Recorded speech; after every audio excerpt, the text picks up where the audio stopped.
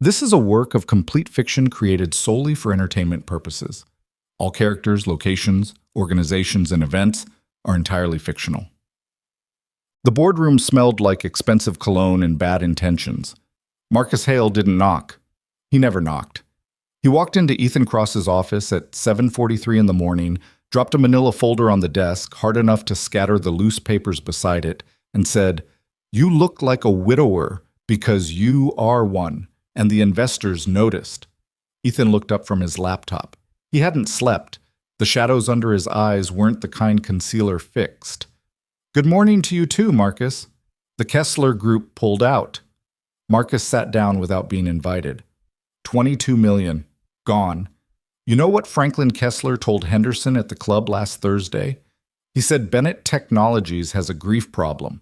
He said the man running the company can't run his own life. He tapped the folder. The gala is in 19 days. You need to walk in there with someone, Ethan. You need to look like a man who has it together. Because right now, he gestured vaguely at Ethan's entire existence. You don't. Ethan didn't answer. He looked at the folder. He didn't touch it. "There's a name inside," Marcus said, standing. "She's professional. She's discreet. She's done this before for people like us." He straightened his jacket. "Don't be sentimental about it. It's a business decision." He left without closing the door. Ethan sat there for a long time, the morning light cutting cold across the desk. Then he opened the folder. If you haven't subscribed to this channel yet, please take a moment right now. Hit that subscribe button and turn on notifications so you never miss what's coming next. This story is just getting started, and trust me, you don't want to walk away before you see where it goes. Drop a comment below and tell me what city or country you're watching from. I want to see how far this story has traveled. Now let's get into it. The penthouse on the 53rd floor of the Meridian Tower had floor-to-ceiling windows on 3 sides and a view of Manhattan that people paid $500 a night in hotels below just to get a fraction of. On clear days, you could see the George Washington Bridge. On rainy ones, the clouds sat so low it felt like the building was floating in nothing. Ethan Cross had stopped looking at the view about 14 months ago. He was 39 years old, worth somewhere north of $4 billion depending on the quarter, and he couldn't remember the last time he'd cooked a meal in his own kitchen. The kitchen was beautiful. Marble countertops, top-of-the-line everything, a coffee machine that cost more than most people's cars. His wife Claire had picked it all out. She'd been the one who cared about those things. Not in a materialistic way, but in the way that people who grew up without much learn to appreciate the specific weight of a good pot, the smell of fresh bread, the small satisfactions of a home that works. Claire had been dead for 2 years and 3 months, pancreatic cancer. Diagnosed in October, gone by February. 4 months. People kept telling Ethan it was a mercy that it happened fast. He'd never found a way to explain to them why that made it worse. Lily was 7 now. She'd been 5 when her mother got sick, just old enough to understand that something was very wrong, too young to have any framework for it. The therapist, and there had been 3 of them over the past 2 years, each one recommended by someone with good intentions, said she was processing. They said grief in young children was non-linear. They said to give her time. What they didn't say, because no therapist said the quiet parts out loud, was that time alone wasn't doing it. Time was passing. Lily was still quiet in the particular way she'd become quiet after Claire died. Not shy, not introverted, but hollowed out. Like something essential had been removed and the space it left behind hadn't filled in yet. She used to laugh at everything.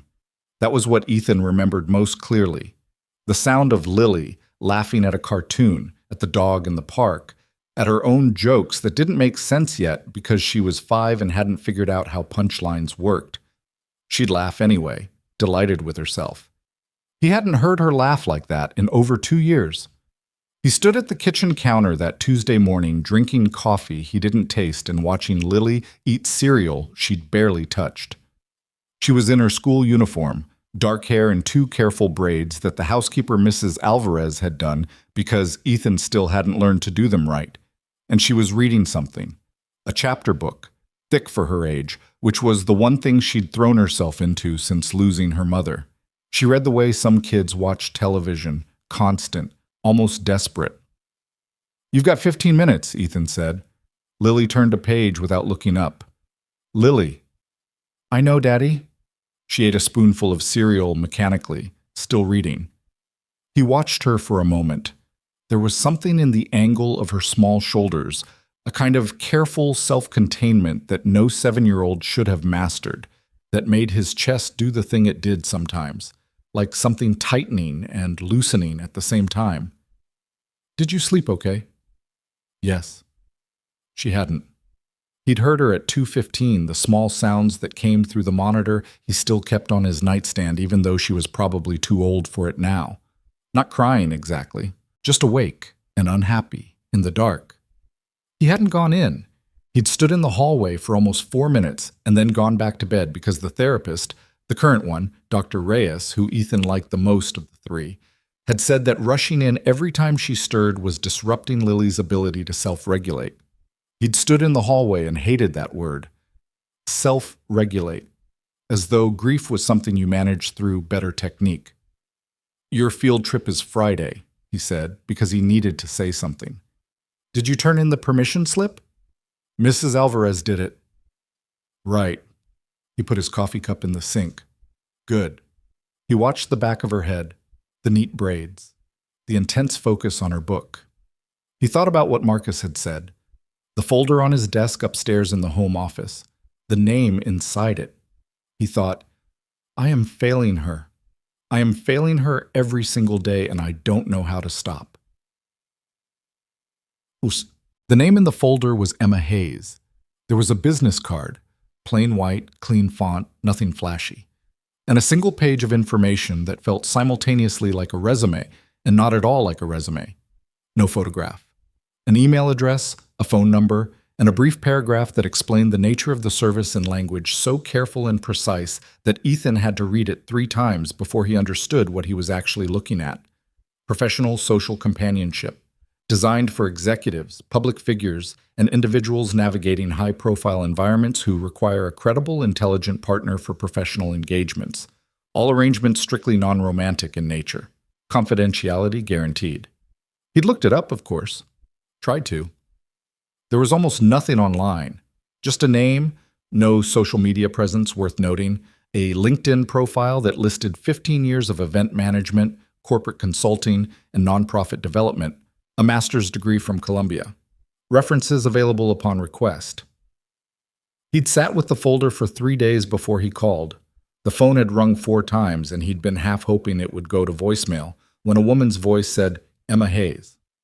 Not hello, not Emma speaking, just her name, clear and direct, like she was answering a work line. This is Ethan Cross, he said.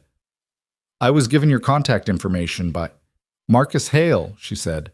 I know who you are, Mr. Cross. How can I help you? She didn't sound impressed or unimpressed. She sounded like a person taking a phone call in the middle of a busy day. I need someone to attend a corporate event with me, he said. A gala. Bennett Technologies is the host. There are investors attending who I need to... He stopped. The sentence felt ridiculous when he was saying it out loud. I need to project stability. Personally, not just professionally. I'm a widower, and apparently that's become a liability, she said. Something like that. A brief pause. Not uncomfortable. She didn't seem like someone who found silences uncomfortable. I have a few questions, she said. Not over the phone. Are you available Thursday? They'd met at a restaurant in Midtown. Not somewhere Ethan would normally go. Not flashy enough, not the kind of place where business deals got sealed. But a good neighborhood Italian place, noisy enough for privacy, which he'd come to understand was Emma's choice and also her logic. She was already there when he arrived. He'd expected someone put together in a calculated way, polished to the point of looking assembled. She wasn't. She was attractive in a way that seemed mostly unplanned. Dark hair pulled back, a navy blazer over a plain white shirt, no jewelry except small gold earrings. She looked like someone who'd come from a meeting somewhere else and hadn't stopped to think much about what she looked like. She stood when he approached the table and shook his hand. Mr. Cross? Ethan, he said. Emma. She sat back down and picked up the menu. I already ordered water for both of us. I hope that's fine. It's fine. They looked at the menu for a moment. Then Emma set hers down. "Before we discuss anything else," she said, "I want to explain how I work. Because Marcus Hale has a specific idea of what this kind of arrangement looks like, and it's usually not accurate." She said Marcus's name the way people said the name of someone they dealt with before and found slightly exhausting. "I'm not an actress. I'm not going to perform a relationship for your investors. What I will do is attend events with you, hold up my end of a conversation with anyone you need me to talk to, and present as someone who is, accurately, an intelligent adult woman who is in your life. That's it. The story can be that we're seeing each other casually. It doesn't need to be elaborate." Ethan looked at her. "You've done this before?" "A few times, different situations. Widowers mostly, though once a recently divorced woman who needed to attend her ex-husband's wedding without looking like she'd fallen apart." Something moved across her face. Dry humor, maybe. She had not fallen apart. She was, in fact, fine. But the ex-husband didn't need to know that. "Why?" Ethan said. "Why do you do this?" She looked at him for a moment like she was deciding whether the question deserved a serious answer. "Because I'm good at it," she said. "And because most of the time the people who hire me aren't doing something wrong. They're doing something human. They're dealing with a loss or a transition, and they've been told the world requires them to look like they aren't." She picked up her water. "I find that interesting. I like helping with it. And you're not—" He stopped. "Not what?" "I'm trying to ask if this is—" He made a vague gesture. "It's not," she said without waiting for him to finish. "Completely separate industry, completely separate people. I get asked that fairly often. It's a reasonable question given how little most people know about what I actually do." She didn't seem offended. She seemed like she'd answered the question enough times that the offense had worn smooth. "Is there anything else you need to clarify before we talk details?" He'd liked her immediately, which he hadn't expected. Not romantically, or not only that, not then, but in the simpler way of recognizing someone who was direct and competent and not going to waste his time. "There's something else," he said. "I have a daughter. She's 7. I need you to understand that whatever arrangement we agree to, she doesn't get involved. She's already been through—" He stopped again. This was harder to say. She lost her mother 2 years ago. She doesn't need to form an attachment to someone who's going to disappear. Something in Emma's expression shifted. Not pity. He'd had enough pity to last several lifetimes, and he'd learned to identify it in the first half-second. This was something different, more careful, like she was taking the information in and actually weighing it. "That's a fair concern," she said, "and I want you to know I take it seriously." She paused. "How are you handling it?" "The grief. Hers and yours." He blinked. "That's not really—" "I know it's not what you hired me to ask," she said, "and you don't have to answer. But in my experience, when the parent is still submerged, the child stays submerged too. I just like to understand the whole picture." He didn't answer immediately. He looked at the breadbasket that had arrived without him noticing. "I'm functioning," he said finally. Emma nodded slowly. "Okay." She didn't push it. They ordered food and she moved on to logistics. Dates, times, the nature of the gala, what the investors were looking for, what kinds of conversations she'd need to navigate. She took notes in a small notebook with a regular pen, not her phone. She asked good questions, the kind that showed she'd actually thought about the problem before arriving, not just the surface of it. When they left the restaurant an hour and a half later, they had an arrangement. She would attend the Bennett Technologies Gala as his date. She would meet him once before for a briefing on key attendees. Her fee was stated simply and not negotiated. She'd named it and moved on as though the money wasn't interesting, which Ethan found oddly refreshing given how much time he spent with people for whom money was the primary language. On the sidewalk outside, she stopped and looked at him. "One more thing," she said. "I know you said your daughter doesn't need to get involved. I want you to know I agree with that, and I'll follow your lead completely. But if I do meet her at some point, I know you didn't plan for that, but things happen. I want you to know I won't pretend to be something I'm not. I'll just be kind. That's all I know how to do." She flagged a cab, got in, was gone. Ethan stood on the sidewalk for a moment longer than necessary. He hadn't planned for Emma to meet Lily. That was true. He'd planned to keep the arrangement entirely separate. Emma at public events, Lily at home with Mrs. Alvarez, two parts of his life that had nothing to do with each other.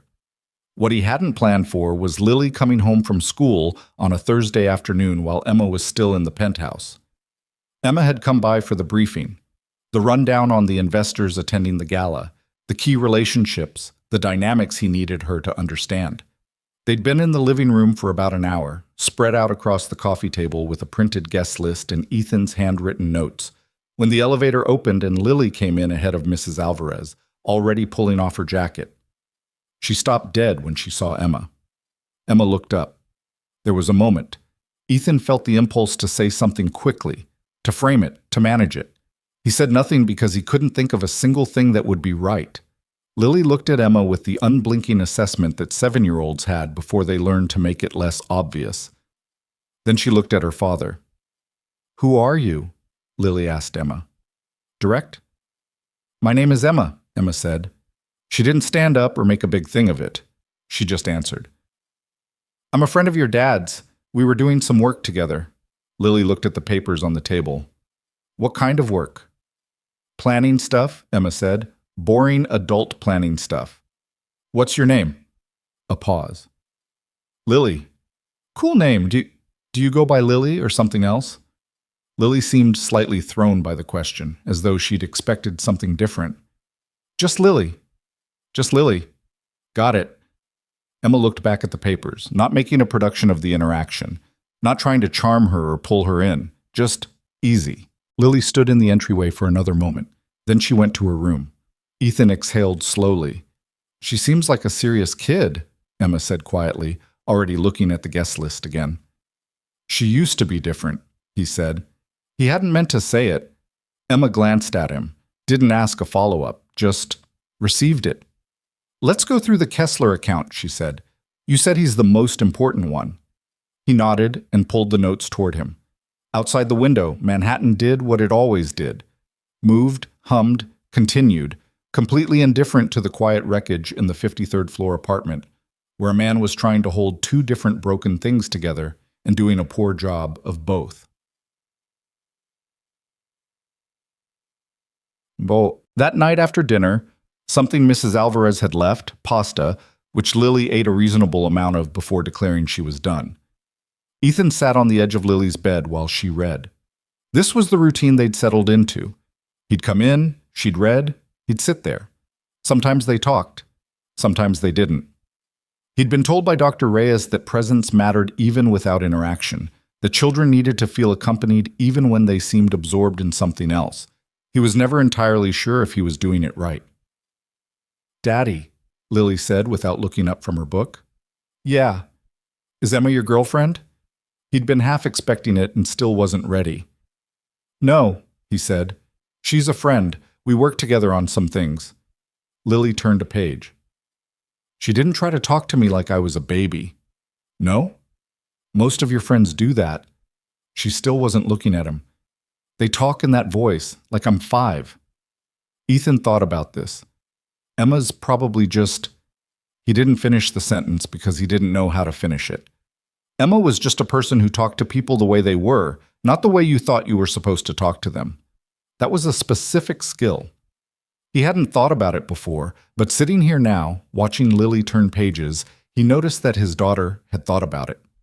"She seems okay," Lily said, which was, coming from Lily, approximately equivalent to a 5-star review. "Go to sleep soon," he said. 10 more minutes. "Okay." He sat there a little longer than the 10 minutes, listening to the sound of pages turning and the city outside, and the enormous particular quiet of a home that used to have more people in it. When he finally stood up and turned off the lamp on the nightstand, Lily was already drifting, the book still open on her chest. He took it gently, folded the corner of the page she'd been on, set it on her nightstand, pulled the blanket up.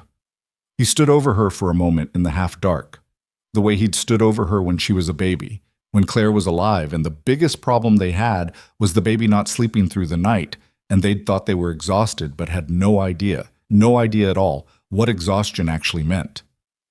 "Hey, kid," he said quietly. Not to be heard, just to say it. "I'm trying."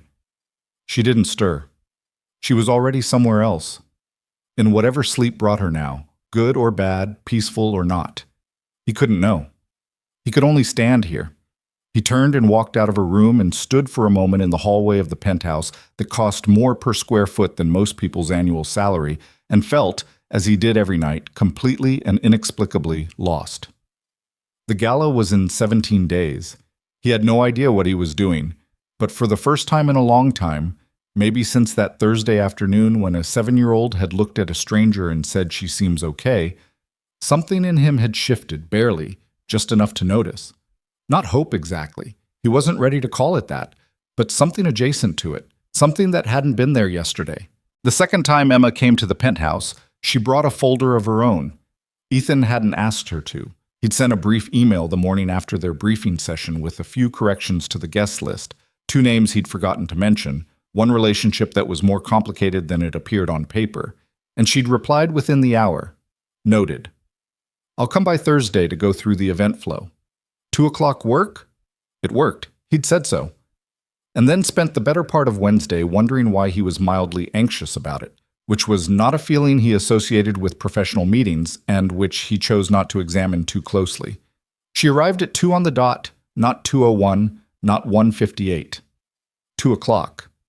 He noticed it because he was the kind of person who noticed it, punctuality as information, as a signal about how someone moved through the world, and Emma moved through the world like someone who understood that other people's time was real. Mrs. Alvarez let her in. Lily was at school. Emma came into the living room, set her folder on the coffee table next to the one he'd already laid out, and looked at the view for exactly 1 second before sitting down, not performing indifference to the view. She'd actually looked at it, taken it in, and then moved on because there was work to do. He found that he appreciated that too. I looked into the Hargrove account separately, she said, opening her folder. You mentioned him as secondary, but I pulled his public interviews. He's not secondary. He makes decisions based on personal trust more than anything else. The 3 investments he's walked away from in the last 4 years, I found the pattern. Every time it was something personal. A founder who seemed distracted, a leadership team that felt fractured. Ethan looked at her. Where did you find that? Industry journals, a profile in the Times from 18 months ago. It wasn't hidden, it just required reading past the headline. She pulled out a printed page and slid it across to him. If Hargrove is there on the 14th, he's the person I'd spend the most time with. Not because he has the most capital, he doesn't, but because he talks to everyone. If he decides he likes you, that moves through the room. Ethan read the page. She was right. He'd known Hargrove for 3 years and had somehow missed the pattern she'd identified in an afternoon. You did this on your own? He said. I do it for every client. The point isn't to stand next to you and look pleasant. The point is to actually be useful. She said it matter-of-factly, not showing off, just stating her method. You hired me to help. This is what help looks like. He slid the page back toward her. Keep it. I want to read it again. They worked through the folder for an hour and a half. She'd mapped the room, not literally, but in terms of relationships, potential friction points, who needed to be handled carefully, and who would be fine with a handshake and 5 minutes of surface conversation. She'd noted 3 moments in the evening schedule where Ethan would likely be pulled in different directions and had already thought through how to manage them. Who she'd talk to while he was occupied, how they'd reconnect without making it look coordinated. It was, Ethan thought, like watching someone play chess when everyone else in the room was playing checkers.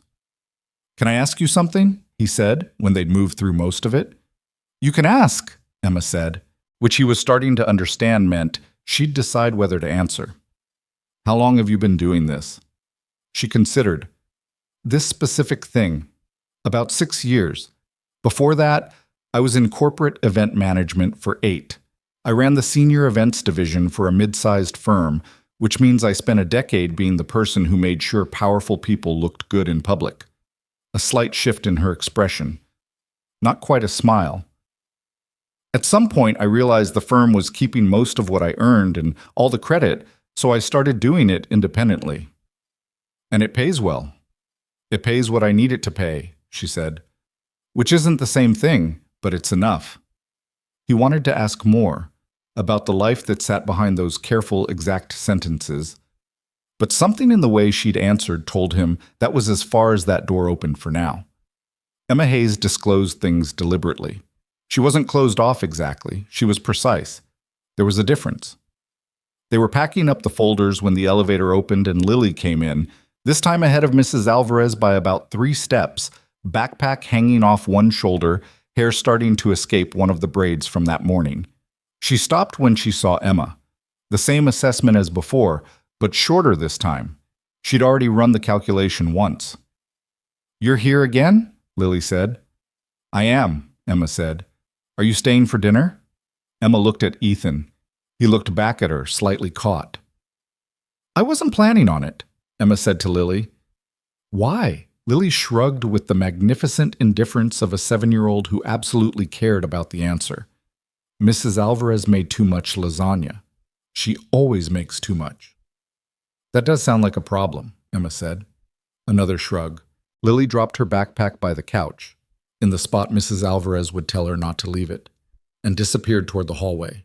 Mrs. Alvarez, who had appeared in the kitchen doorway, looked at Ethan with an expression that communicated several things at once without saying any of them. Ethan looked at Emma.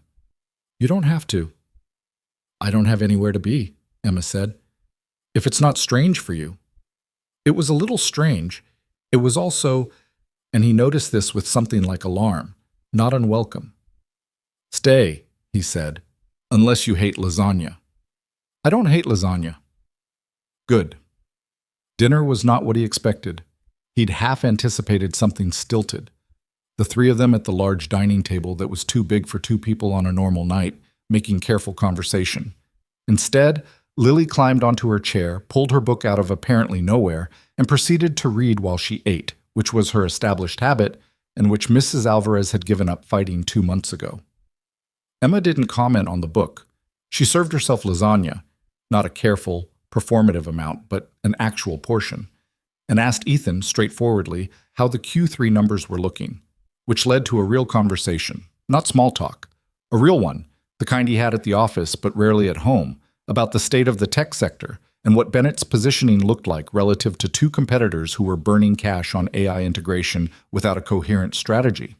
Emma knew enough to engage and asked questions that showed she was actually tracking the argument, not just waiting for her turn to speak. At some point, Lily looked up from her book. "What's AI?" she asked. Emma looked at her. "Artificial intelligence. It means computers that can learn things and figure things out, a little bit like people do, except they can only do specific things, and they don't understand them the way we do." Lily considered this. "Like a really smart calculator." "Kind of exactly like that, yeah. Your dad is trying to figure out how to make his company use it in a way that's actually smart, instead of just impressive." Lily looked at Ethan. "Is that what you do all day?" "Some of it," he said. "That sounds boring." "Some of it is." She went back to her book. Ethan caught Emma's eye across the table. She was suppressing something. Not a full smile, just the edge of one. The kind you got when a child said something perfectly accurate without knowing it. When Mrs. Alvarez brought out dessert, she'd made flan, which had appeared because apparently there was also leftover flan. Lily looked up again and directed a question at Emma. "Do you have kids?" Emma put down her spoon. "No," she said. "I don't." "Do you want them?" "Lily," Ethan said with the tone that meant that was probably enough. "It's fine," Emma said. She looked at Lily with the same uncomplicated directness she'd used the first time. "Maybe someday. I don't know yet. Life is kind of hard to plan." Lily seemed to find this an acceptable answer. "My mom wanted 3 kids, she said. She told me that once. She said she wanted me and 2 more, but then she got sick." The table went quiet. Not awkward quiet. More like the kind of quiet that falls when something true and heavy gets said, and everyone recognizes it should just sit for a moment. "She sounds like she was someone who thought big," Emma said after a beat. Lily looked at her. Something moved across her face. Not sadness exactly, but something adjacent to it, and also something else. Like she'd expected a different kind of response and received this one instead. "She was," Lily said. "Just that." Then she went back to her flan. Ethan looked at his plate. His throat felt strange. Later, after Lily had gone to do her homework and Mrs. Alvarez was cleaning up, Ethan walked Emma to the elevator. She'd put her coat on, had her folder under her arm, was already half back in her own world. "You're good with her," he said. He hadn't planned to say it. Emma shook her head slightly. "I just didn't try too hard. Kids notice when you're performing at them." "Most adults don't know that. Most adults forgot what it felt like to be talked down to." She pressed the elevator button. "She's carrying a lot, more than a kid should have to." "I know," he said. "I don't know how to fix it." Emma looked at him for a moment. "I don't think it's yours to fix," she said. "I think it's just yours to stay present for, which is different." The elevator came. She stepped in. "The 14th, she said. "I'll be ready." The doors closed. He stood in the foyer for a moment after she was gone. The apartment settled back into its usual quiet, the kind that had weight to it, the particular silence of a space built for more people than were in it. From down the hall, faintly, he could hear Lily's pencil on paper, the small sounds of a kid doing homework. He stood there and listened to it. The days leading up to the gala had a specific texture. Ethan had attended dozens of events like this over the years, had hosted most of Bennett's annual galas himself since taking over as CEO. And the buildup was always the same. The increased volume of emails, the last-minute catering negotiations, Marcus appearing in his office twice a day with a new problem formatted as an emergency. Ethan moved through it on automatic most of the time. He knew this territory.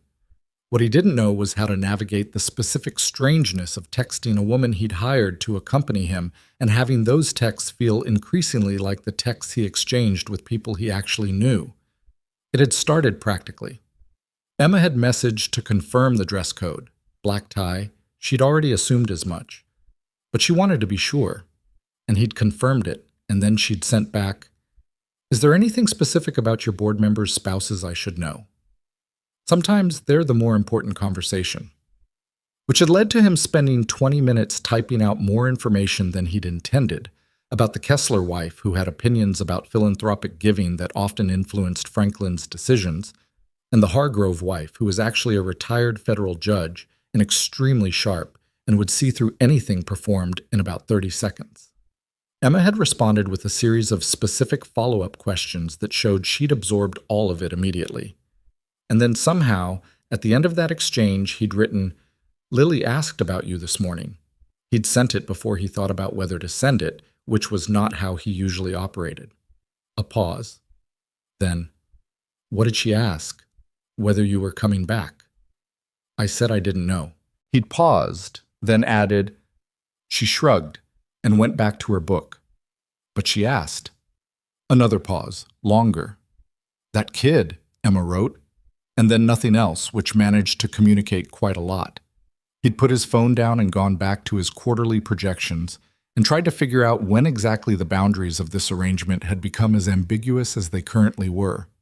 He called Dr. Reyes that afternoon, not their scheduled session, just a call, which he'd done twice before in non-emergency situations and which she'd encouraged.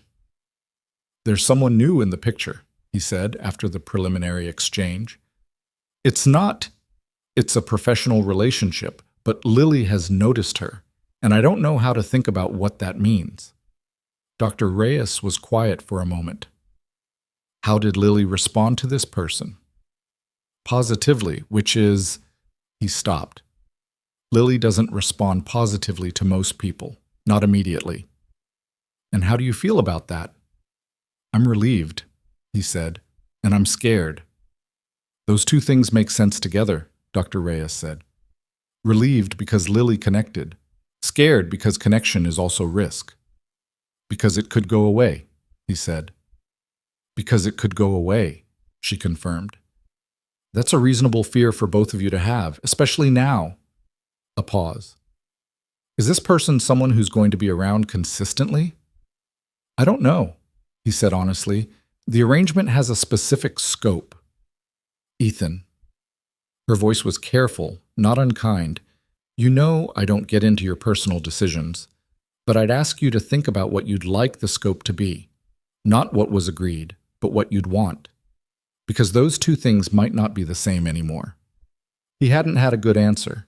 He still didn't. Emma had her own complications, though Ethan didn't know most of them. She'd told him one thing clearly in their second meeting, that she was supporting her mother through a chronic illness, that the income from her work covered the medical costs and her own rent and not much else, that she'd made peace with the math of her life, even if the math was relentless.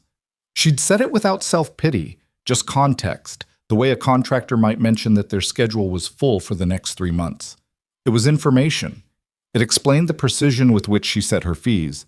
What she hadn't mentioned was that the arrangement with Ethan Cross was already more complicated than her previous work, and she'd known it by the second meeting. The previous clients had been cleaner situations in a specific way. The grief had been present, the need had been real, but she'd been able to stay at a professional distance without it feeling like discipline. She'd done her job and left and felt good about it. With Ethan, the distance required, what was the word? Effort, not performance. Actual effort. Because he was a person who paid attention, and when someone paid attention to you with that kind of focus, not the kind that was acquisitive, that wanted something from you, but the kind that was just genuinely engaged, it was harder not to pay it back. And then there was Lily. Emma had extensive experience with children in a peripheral way. Nieces and nephews, the children of friends, kids at events. She knew how to interact with them without being condescending and without being falsely warm. She'd thought she was simply good at the neutral ground. What she hadn't expected was this specific kid, with this specific quality of loss sitting in her like something she'd learned to accommodate, the way you learn to walk without favoring the ankle you'd sprained. Lily wasn't broken. She was adjusted to a world that had taken something essential from her and hadn't given anything back in its place yet. Emma thought about that more than she should have. She thought about it on the subway home after the lasagna dinner, standing in the swaying car watching the tunnel lights go by, and told herself that this was a professional engagement with a defined endpoint, and she needed to stay clear on that. She thought about it again when she stopped at the pharmacy to pick up her mother's prescriptions, standing in line with a basket in her arm, and her mother called to check when she'd be home. "Soon, Mom. 20 minutes. How was your day?" "Good. Productive." She moved up in the line. "I'll tell you about it when I get there." Her mother, Carol Hayes, was 63 years old and had rheumatoid arthritis that had progressed badly over the past 4 years. She lived in the 2-bedroom apartment in Queens that Emma had moved back into 3 years ago, giving up the studio in Brooklyn she'd had to herself for 5 years. It had felt like a step backward at the time. Now it felt like just life. The shape her life had taken. Carol was a good-humored woman with strong opinions about television crime procedurals and a habit of asking direct questions that Emma had inherited without fully realizing it. She was sitting in her chair by the window when Emma came in, a cup of tea going cold on the side table. "You look like you're thinking hard," Carol said. "I'm always thinking hard." "You look like you're thinking hard about a person specifically." Emma put the pharmacy bag on the kitchen counter and started going through it. "I have a new client. It's a slightly complicated situation." "Complicated how?" "He has a daughter, 7 years old, lost her mother 2 years ago." She found the right bottle, checked it, set it next to the sink where Carol would see it. "She's one of those kids who's—" She thought about how to say it. "She's handling it. You know how some kids handle things and that's almost sadder than if they weren't handling it?" Carol was quiet for a moment. "Yeah," she said. "I know." Emma leaned against the counter. "I told him I'd keep it professional, that she wouldn't get involved. But she was there when I came by, and I can't exactly—" "You can't be cold to a grieving child," Carol said. "I'm not being cold. I'm just trying to keep appropriate distance." Carol picked up her tea, realized it was cold, set it back down. "Emma, baby. Appropriate distance is a thing you invented for yourself because you got hurt once and decided feelings were the problem instead of the specific person who hurt you. That's a significant oversimplification of my psychological history." "It's not wrong, though, is it?" Emma looked at the ceiling briefly. "I just don't want to make things more complicated for them than they already are." "That's a good instinct," Carol said. "Just make sure you're not using it to avoid something true." Emma was quiet. "What's the father like?" Carol asked. "Careful," Emma said after a moment. "He's very careful. And underneath that, She stopped. He's what? Still in it, she said, still in the grief. But not the kind where you can't function. The kind where you function fine and the grief just lives next to everything else. Carol looked at her daughter for a long moment. She said. Just that. Don't, Emma said. I didn't say anything. You said is just a sound. Emma refilled her mother's tea, brought it over, and sat down in the other chair with a kind of careful deliberateness that fooled neither of them. It's a professional engagement, she said. I know what I'm doing. I know you know what you're doing, Carol said. You always know what you're doing. That's not always the same as knowing what's happening. Emma stared out the window at the Queen's Street below, the evening traffic, the ordinary moving world. He said something to me, she said, after a moment, when I was leaving the last time. He said, I don't know how to fix it, about his daughter, and I told him it wasn't his to fix, it was his to stay present for. She turned the mug in her hands. He looked at me like nobody had said that to him before. Carol waited. I don't know, Emma said. I just don't know. You don't have to know, Carol said. Not tonight. The night before the gala, Ethan couldn't sleep. This happened. It had happened on and off since Claire died. Not nightmares, not insomnia exactly, more like his brain simply refused to shift down past a certain level. He'd lie there, the city faint outside the heavy curtains, and think about things he had no useful relationship with at 11:30 at night. He got up around midnight and went to the kitchen, made himself a glass of water and stood at the counter drinking it, not turning on lights, letting the ambient glow of the city through the windows be enough. He'd checked on Lily at 10 and she'd been deeply asleep, the chapter book on the nightstand with a library bookmark in it that he didn't recognize. It had a small drawing of a dog on it, and he'd stood looking at it for a moment before deciding not to ask where it came from. Small things. You couldn't track all of them. He stood in the dark kitchen and thought about Emma's face when Lily had said her mother wanted 3 kids. That fractional pause, the care in the response she chose, someone who thought big, which had been exactly right, not therapeutic and not deflecting and not performing sympathy. Just true. Just meeting a 7-year-old honestly in a hard moment. He picked up his phone from the counter where he'd left it charging, looked at the time, looked at the text thread with Emma. He shouldn't. It was midnight. He typed, "The gala's tomorrow and I can't sleep. Probably shouldn't have told you that." He put the phone down. It buzzed inside of 2 minutes. "I'm still up. My mom is watching a crime show at full volume because she says she can feel it better at high volume.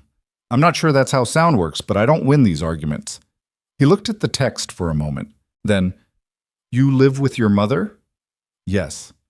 It's complicated in the ways those things usually are, and fine in the ways that matter." A pause. Then, "Why can't you sleep?" He thought about how to answer that. Then, "I keep thinking about what Marcus said when this started, that I look like a widower. He meant it as a problem to solve. I keep thinking about it like he was just describing a fact." A longer pause this time. Being a widower is a fact. It's not the whole fact, but it's part of it. Then, "Are you nervous about tomorrow? Not about the event. I've done 100 of these." He stopped. Then, "I don't know what I'm nervous about. Maybe you're nervous about things going well," Emma wrote. "Sometimes that's harder than things going badly. You know how to handle things going badly." He stood in his dark kitchen and read that twice. "Get some sleep," she wrote. "The investors will still need convincing in the morning. That part I can help with." "Right," he wrote back. "Thank you. Good night, Ethan." He put the phone down and finished his water. The city hummed outside. Somewhere down the hall, Lily slept through whatever her dreams were giving her tonight. He went back to bed. He slept. He woke up at 6:45, which was later than usual, and for approximately 3 seconds before full consciousness arrived, he felt something he hadn't felt in a long time. Rested. Actually rested, not just the functional version of it where you got enough hours to operate. Then the gala arrived in his head and the feeling evaporated. He showered, dressed, got Lily moving through her morning routine. She was in a better mood than usual, which sometimes happened without explanation, and which he'd learned not to question too hard because asking about it tended to make it go away. She ate most of her toast. She let Mrs. Alvarez redo the braid that had gone sideways overnight without complaining about it. She asked Ethan, while she was putting on her shoes, whether penguins could get cold. "I don't think so," he said. "They live in Antarctica." "But what if a penguin went somewhere warm? Would it feel cold?" "I think it would feel warm and also confused." Lily considered this with the gravity it apparently deserved. "That seems bad," she said, and went to get her backpack. He watched her go and felt, as he sometimes did in these small, ordinary moments, the specific ache of noticing something good. The toast, the braid, the penguin question. These were the moments Dr. Reyes called progress, and he was starting to believe her, carefully, the way you tested ice before walking on it. Marcus called at 8:30 while Ethan was in the back of the car heading to the office. "Tonight," Marcus said, without preamble, because Marcus had never once opened a phone call with a greeting in 20 years of knowing Ethan. Hargrove confirmed he's bringing his wife. The Kessler party is 4 people now, not 2. And Westfield moved up his arrival by half an hour, which means the cocktail reception starts effectively at 6 instead of 6:30. "I'll be there at 5:45, Ethan said. "Emma's meeting me there at 6. A pause. "You've briefed her thoroughly?" "She briefed herself," Ethan said. "More thoroughly than I would have." Another pause, the kind where Marcus was deciding whether to say something. "Just make sure she understands the stakes. The Kessler withdrawal set a tone. Tonight needs to reset it. She understands the stakes. And she knows to Marcus." Ethan watched the city go by outside the window.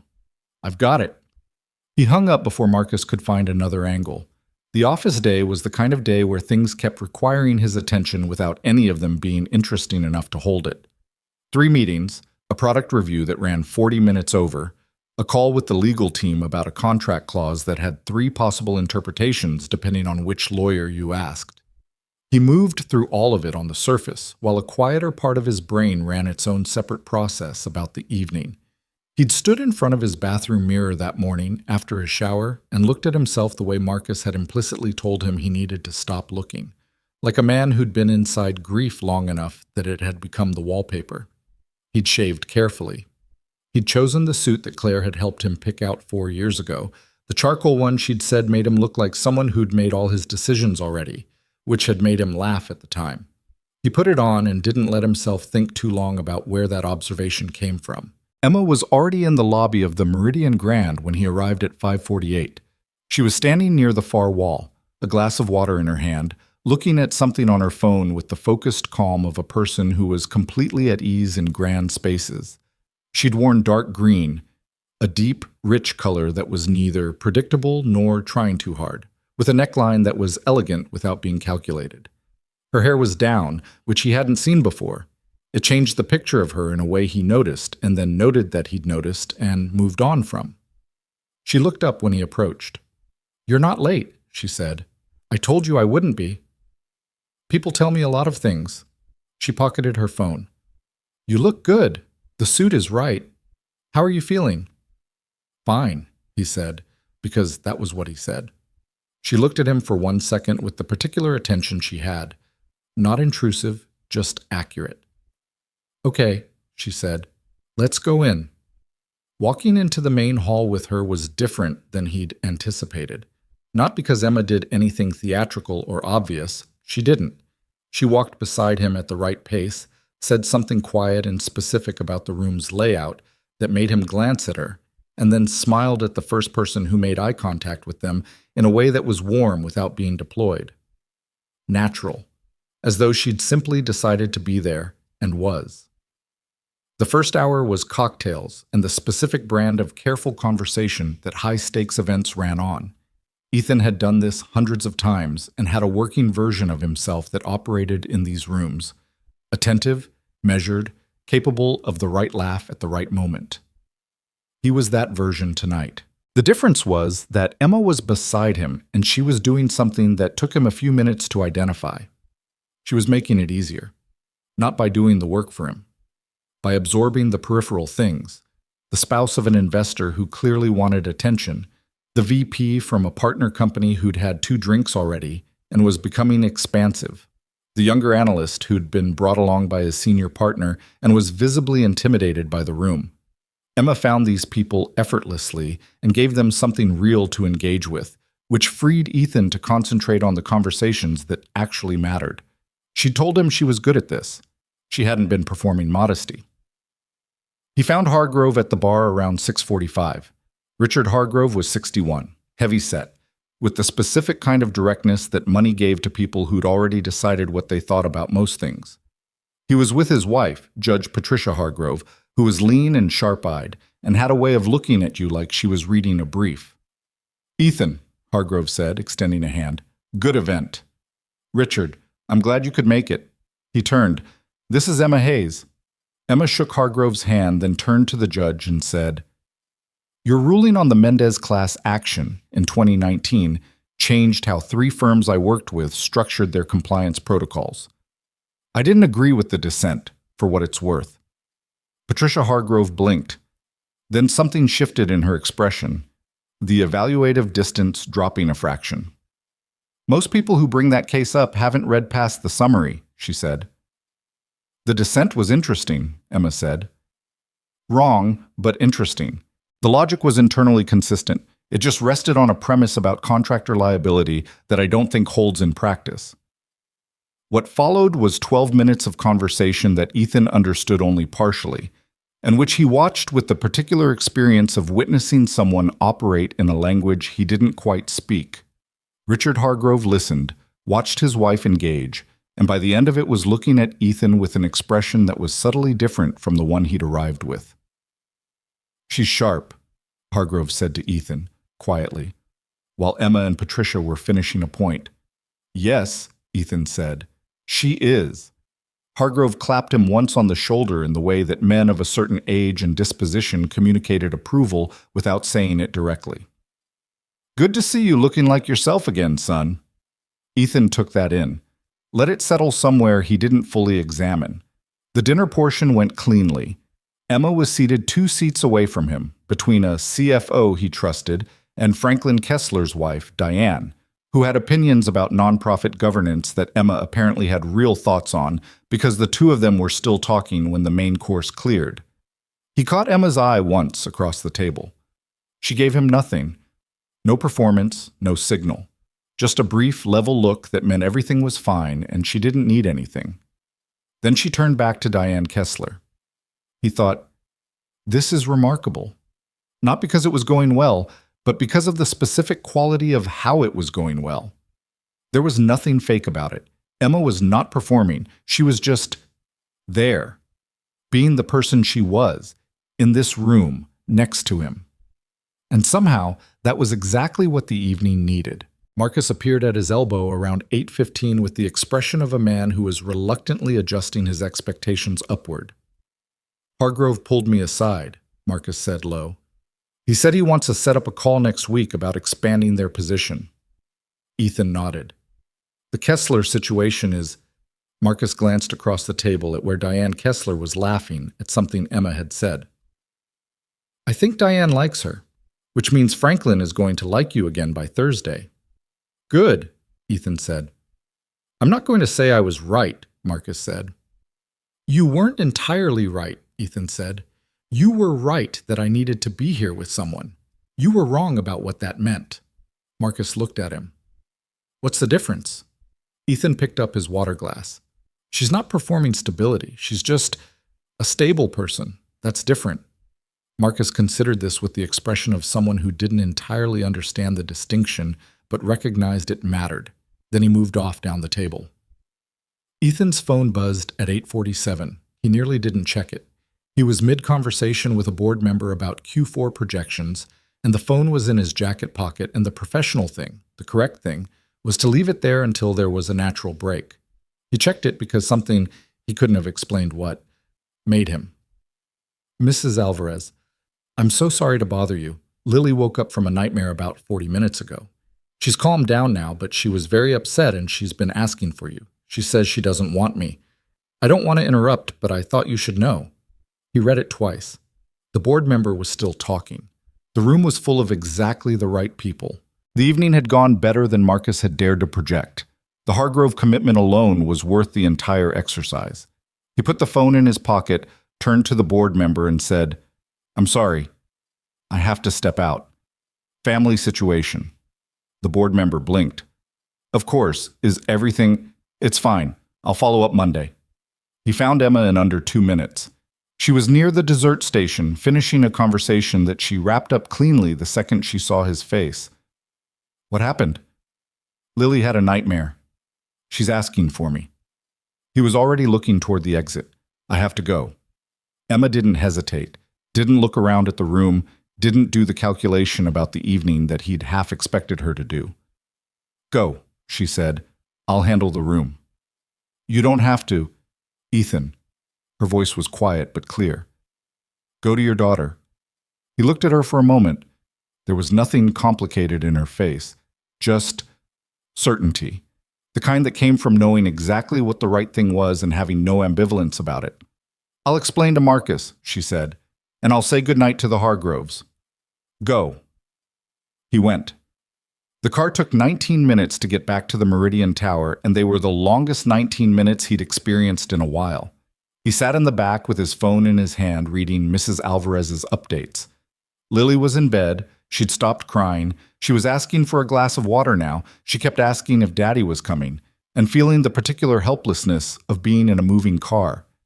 He texted back, "I'm on my way. Tell her I'm coming. 20 minutes. Mrs. Alvarez, "Okay, she'll be relieved." He stared out the window at the city moving past. The gala was still happening 4 miles behind him, the investors still in the room, the Kessler situation still mid-repair, Marcus probably texting from his pocket with increasing urgency. None of that was the thing occupying his mind. He thought about Lily at 2 in the morning, the small sounds through the monitor, the times he'd stood in the hallway and gone back to bed because the therapist had said to give her room to self-regulate. He thought about the word self-regulate and how much he'd come to dislike it. She was 7 years old. She'd lost her mother. She was in the dark asking for him. He was coming. Mrs. Alvarez met him at the elevator with a look of visible relief. The apartment was quiet and mostly dark, just the low light from the hallway. "She wore herself out crying," Mrs. Alvarez said quietly. "She's been in and out. She keeps asking for you." "Okay," he said. "Go home, Rosa. I've got it." "Are you sure I can stay?" "Go home." He said it gently. "Thank you. Seriously." She left, and he walked down the hall to Lily's room and pushed the door open.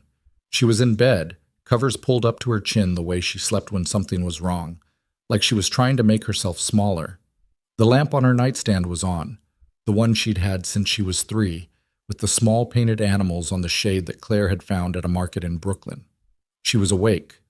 Her eyes went to him the second the door opened. "Hey," he said. "Daddy." Her voice was rough from crying. He crossed the room and sat on the edge of the bed. She immediately shifted toward him in the way she used to when she was very small, not quite crawling into his lap, but close enough that he put his arm around her and pulled her against his side. "I'm here," he said. She didn't say anything for a moment. Her breathing was still slightly uneven, the aftermath of hard crying, the catch and release. "I had a bad dream," she said. "Mrs. Alvarez told me. I came right away. You were at your work thing." "I know. You didn't have to—" "Lily." He pulled her a little closer. "Yes, I did." She was quiet again. He could feel her starting to settle, the way a child settled when what they needed most was a body next to theirs, proof that someone was there. "What was the dream?" he asked. He didn't always ask. Sometimes it was better not to give the dream more words, but she'd brought it up. A long pause. "Mommy was here," she said, "and then she wasn't. And I kept looking and I couldn't find her and I forgot what she looked like." He didn't say anything. There wasn't anything to say that wasn't either too small or too large. He just sat there with his arm around his daughter in her room with the animal lamp on, in the penthouse that should have had more people in it, and breathed. "You won't forget," he said finally. "I promise you that." "How do you know?" "Because I have pictures. 100 pictures. More." He moved so he could see her face. "And any time you feel like you're forgetting, we look at them together, okay? That's what we do. Lily looked at him. Her eyes were still slightly swollen. You have pictures of when she was funny? I have videos, he said, of when she was very funny. She did this thing when she burned dinner. She always burned dinner on Tuesdays for some reason. I don't know why Tuesday specifically. She'd do this face, like she was surprised every single time, like it had never happened before. Lily's mouth moved, not a full smile, but the shape of one. I remember that. I know you do. She was quiet again, but differently now. The quality of the silence had changed. He sat with her and didn't look at his phone and didn't think about Marcus or the Gala or the Kessler situation or any of the things that would require his attention tomorrow and the day after and the day after that. After a while, Lily said, "Is Emma still at your work thing?" He almost laughed. Not because it was funny, but because of course. Of course, that was where her mind went. I think so, he said. She said she'd handle things. She didn't mind that you left? No, he said. She told me to go. Lily processed this. She's nice, she said, with the same careful, considered tone she'd used before. Not gushing, just accurate. Yeah, Ethan said. She is. Another silence. Then Lily said, with a 7-year-old's absolute confidence in the practicality of her own conclusions, "You should invite her to breakfast sometime. Breakfast is better than dinner parties." He looked at the ceiling of her room for a moment. Maybe, he said. Lily seemed satisfied with that. She resettled against his side, tugged the blanket up. You can go back, she said. I'm okay now. I know you're okay, he said. I'm staying anyway. She didn't argue.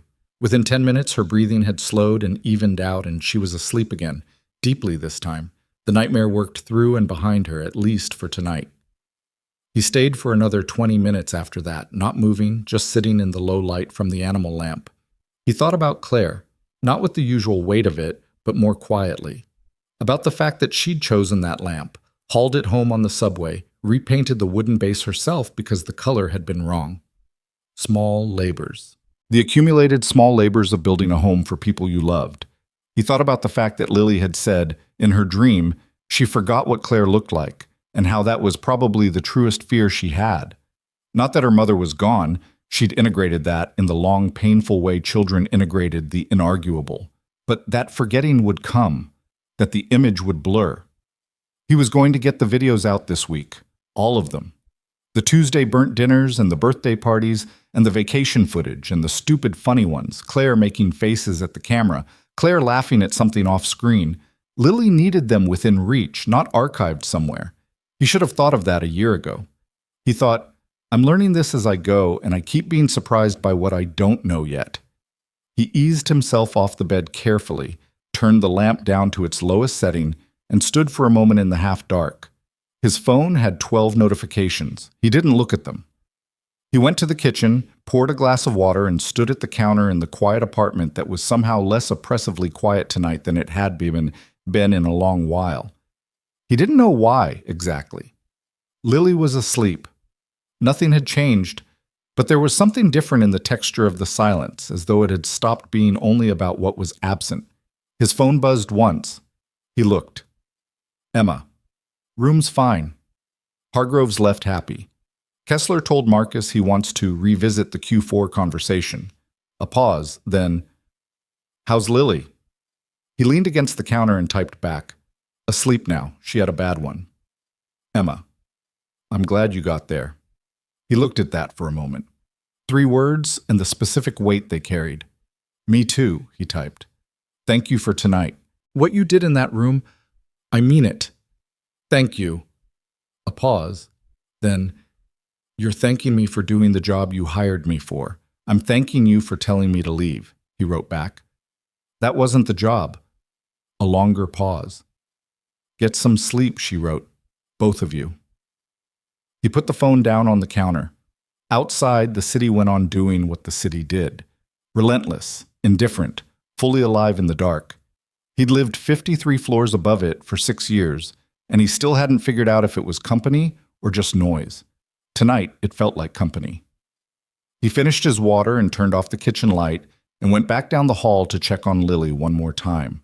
She was deep under, undisturbed, the animal lamp casting its small, warm circle. He watched her for a moment. He thought about what she'd said. "You should invite her to breakfast sometime. Breakfast is better than dinner parties." The uncomplicated logic of a 7-year-old. No weight to it, no fear, no reading of the complications and deciding whether they were manageable. Just, this person is good, bring her closer. It's simple. Children made it simple. They hadn't yet learned the particular skill adults developed of making simple things difficult. He thought about Emma in the restaurant that first day. Most of the time, the people who hire me aren't doing something wrong. They're doing something human. He thought about the gala room, Emma and the judge talking case law, the way Richard Hargrove had looked at him afterward. He thought about Emma's face when he'd told her he had to leave. No calculation, no moment of weighing what it cost her. Just go to your daughter. He thought about what he'd said to Marcus in the car. She's not performing stability. She's just a stable person. He pulled Lily's door to, leaving it open 2 inches the way she liked. He stood in the hallway of his apartment, his expensive suit still on, the city visible through the end window, and understood with the particular clarity that only arrived at midnight in a quiet house that the thing he'd told himself was a professional arrangement had somewhere, without asking permission, become something else. He didn't know what to do with that. He was also, for the first time in a long time, not running from the question. That was something. He didn't know what yet. But it was something. He went to bed. The city stayed lit outside the window, the way it always did, the way it had when Claire was alive, and the way it had every night since. He lay there in the dark and thought about tomorrow, and then stopped thinking about tomorrow. And then, without quite deciding to, fell asleep. He woke up before Lily. That wasn't unusual. He was typically up by 6:30, showered and making coffee before Mrs. Alvarez arrived at 7. But this Saturday morning felt different from the inside. Less like waking up to a list of things and more like waking up into actual time. Open time. The kind that had been in short supply for 2 years. He lay there for a few minutes, listening to the apartment. No sounds from Lily's room. The low hum of the city outside reduced on Saturdays to something more human in scale. He thought about the night before. The gala, the car ride home, Lily's face when he'd walked into her room. He thought about Emma's 3 words. "I'm glad you got there." He got up, made coffee, and stood at the kitchen window with it, watching the Saturday version of Manhattan move below him. Dog walkers. A man in a yellow jacket carrying something bulky. A cab making a wide turn on an empty street. Life at a reasonable speed for once. His phone had 17 messages he hadn't read yet. He left them there. He pulled out Lily's videos at 8:15. Not all of them. There were hundreds spread across 3 phones he'd transferred onto a hard drive 2 years ago because the thought of losing them had been the most concrete fear he'd had in those first months. He plugged the drive into his laptop and sat at the kitchen table with his coffee and started going through the folders. He was looking for the Tuesday burnt dinners he'd told Lily about. It took him a while to find the right one. He'd labeled the folders by year, not by occasion, and his filing system from the years when Claire was alive was considerably less organized than his current one. He found it. A 30-second clip, Claire in the kitchen in their old apartment, not this one, the one in Brooklyn they'd had before Bennett took off, standing in front of the stove with an oven mitt on one hand and the most theatrically surprised expression he'd ever seen on a human face. Behind her, something in the oven was visibly smoking. She looked at the camera. He'd been the one recording. He remembered that now. He'd come home to the smell and grabbed his phone immediately because he'd known. And she said, in the tone of someone reporting a news event they had no part in causing, "I feel like this is the oven's fault." He laughed. Alone in his kitchen on a Saturday morning, he actually laughed at a 30-second video he'd seen before, because it was Claire and because she was genuinely funny and because Lily needed to see this and remember. He was still sitting there when his phone buzzed on the table. He looked. "Emma, I know it's Saturday. Are you both okay?" He picked up the phone, typed, "We're okay." Lily slept through the rest of the night. "I've been going through videos of Claire this morning." A pause. Then, "That sounds like the right thing to do." She said she was scared of forgetting what Claire looked like. He stopped, then kept going. "I found the burnt dinner video. Claire would have been embarrassed I kept it. She also would have been glad. Another pause. He wondered where Emma was. At home in Queens, probably. Her mother's apartment. Saturday morning, whatever that looked like for her. "How are you doing?" Emma wrote. Not asking about the gala, not asking about the investors, just that. He looked at the question. He thought about giving the functional answer. Then he thought about the midnight text exchange 2 nights ago and how that had gone. Ronan hung up. He looked at Mason. "When Linda gets here and Greer gets here, you're going to tell Greer everything you just told me. Not some of it. All of it." Mason looked at him. "The inspection records," Ronan said. "The fire. The tenant files. The inspector who went to work for Dreer's company. Everything. You're going to give Greer a reason to look at Dreer that doesn't come from me.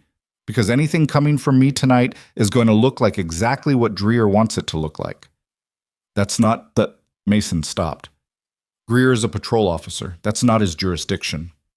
"Greer is a patrol officer who's been doing this in this city for 15 years, and he knows who to call," Ronan said. "And right now, the only thing between Dreher and this family is us making the first move before he does." Mason was quiet. "Can you do that?" Ronan said. Mason looked at his hands, at the floor, at the boarded window. "The last time I took something to a system that was supposed to stop him," Mason said, "the investigator got transferred and the records got buried." "I know," Ronan said. "We're doing it anyway." "Because—" Ronan looked at the door to the kitchen, at the quiet beyond it. "Because a 7-year-old boy ran across burning pavement to stop strangers," he said, "and he deserves to find out that it worked." Mason sat with that. Reyes and the word scope and what he'd said to himself about the arrangement having defined boundaries. He thought about Lily in the dark, asking for water and asking if Daddy was coming. He thought about the penguin text messages he hadn't known about, the drawn horse dog, the animal facts traveling back and forth between a 7-year-old and a woman who had every professional reason to maintain distance and apparently couldn't quite manage it either. "I'm sure," he wrote. "Come at 10. I'll make something." "You cook?" "I'm going to attempt pancakes," he wrote, "which is either going to go well or provide its own entertainment." "I'll bring back up ingredients," she wrote, "just in case." He put the phone down and looked at the kitchen. He had flour. He thought he had flour. He opened the cabinet and confirmed that yes, there was flour, and also baking powder, and he'd seen a recipe for pancakes once that hadn't seemed complicated. He could do this. He was a person who had built a company from 17 employees to over 4,000. He could make pancakes on a Saturday morning. He'd figure it out. He went and knocked on Lily's door. "Hey!" Her voice came back immediately. She'd been awake. "What?" "Emma's coming over at 10. I'm making pancakes." A silence. Then Lily appeared in the doorway in her pajamas, hair coming completely undone from last night's braid, looking at him with the specific expression she used when she was trying to figure out if something was real. "You're making pancakes," she said. "Yes." "You don't know how to make pancakes." "I'm going to learn." Lily looked at him. Then she looked at the kitchen. Then she looked back at him. "I'll help," she said, with the tone of someone taking charge of a situation that needed supervision. "Great," he said. She padded past him toward the kitchen, pulled a chair up to the counter, and climbed on it. "We need eggs," she said. "Mommy always used eggs." "We have eggs," he said. He was fairly sure they had eggs. They had eggs. Emma arrived at 1 minute past 10, which was as close to 10 as the elevator's travel time permitted. She had a canvas bag and the book, larger than he'd expected, hardcover, bright illustrated animals on the cover. And she was wearing jeans and a plain gray sweater, no professional presentation at all, just a person on a Saturday. Lily was off the counter chair and across the apartment before Emma had cleared the entryway. "Did you bring the penguin book?" Lily asked. "I brought an animal book," Emma said. "It has penguins. Also axolotls, which are significantly stranger than penguins." Lily said, "What's an axolotl?" "A type of salamander that never grows up. It stays in its juvenile form its whole life." Emma handed her the book. Page 47. Lily took the book and opened it immediately, right there in the entryway, and started reading standing up. Emma stepped around her and walked into the kitchen where Ethan had managed to get the batter to a state that was probably right, but possibly too thick. She looked at the bowl, then at him. It's fine, he said. I didn't say anything. You were about to. She set her bag on the counter and looked in it. I brought blueberries, she said, and real maple syrup because if you're doing this, do it right. She pulled them out. Can I? He stepped back and let her look at the batter. She picked up the spoon, turned it, let some batter fall back into the bowl. It's a little thick, she said. I know. Add a splash of milk. I know. You didn't know 15 minutes ago, she said, and he could hear the thing in her voice that wasn't quite teasing but was in that general direction, and he found he didn't mind it at all. He added the milk. She watched. He added slightly too much, and they both looked at the now thin batter. A little flour, Emma said. I know. You really don't. I really don't, he admitted. They fixed it together. Flour, then a bit more stirring, Emma showing him the consistency it needed to reach by dipping the spoon and lifting it in a way that apparently meant something. The pan went on the stove. He'd already looked up the temperature. She moved the heat down slightly without saying why, and he didn't argue because she was clearly right. Lily appeared in the kitchen with the book still open, somehow navigating by peripheral vision. The axolotl can regrow its own heart, she announced. It says here they use them for medical research because of it. That's true, Emma said. They can regenerate a lot of their organs. That's incredible, Lily said, with the absolute conviction of a child who had found a new favorite animal. She climbed back onto her counter chair and set the book in her lap. Can we get an axolotl? We're not getting an axolotl, Ethan said. Why not? We can't take care of a specialty amphibian in a Manhattan penthouse, Lily. Mrs. Alvarez could help. Mrs. Alvarez does enough. Lily looked at Emma. Do you think we could get one? Emma, with great care, said, I think the axolotl would probably be happier somewhere with more outdoor space. Lily considered this. That's not a no, she said. It's not a yes either, Emma said. Lily returned to her book with the patience of someone who knew when to retreat and when to hold ground. Ethan watched this exchange with something that was probably visible on his face, because when he looked back at Emma, she was already turned toward the stove, the slight edge of a smile at the corner of her mouth. The first pancake came out wrong. This was, Emma told him without particular sympathy, expected. The first pancake always came out wrong because the pan needed to calibrate. Ethan looked at the lopsided, too pale, slightly rubbery disc and felt a disproportionate level of irritation with it. Don't throw it away, Lily said. I'll eat the bad ones. You don't have to eat the bad ones, Ethan said. I like the bad ones, Lily said. Mommy always said the first pancake was the chef's pancake. You had to eat it to test it. A beat. Ethan looked at Lily. Lily was looking at the book. Your mom said that? He asked. She did it every time. She'd eat the first one standing at the stove. Lily turned a page. She said someone had to suffer for the art. Emma made a sound, a short, real laugh, slightly surprised out of her. And Lily looked up and grinned at her, the quick grin of a kid who'd landed a joke and knew it. It was the first time in a long time that Ethan had seen that grin, the real one, the one that used to be constant and had gone so quiet he'd forgotten what it looked like at full strength. He stood at the stove and looked at his daughter grinning at Emma and felt something in his chest do something complicated. Not painful, not exactly, more like the particular sensation of a muscle that had been clenched for a very long time, very slowly starting to let go. He ate the first pancake standing at the stove. Well, Emma said.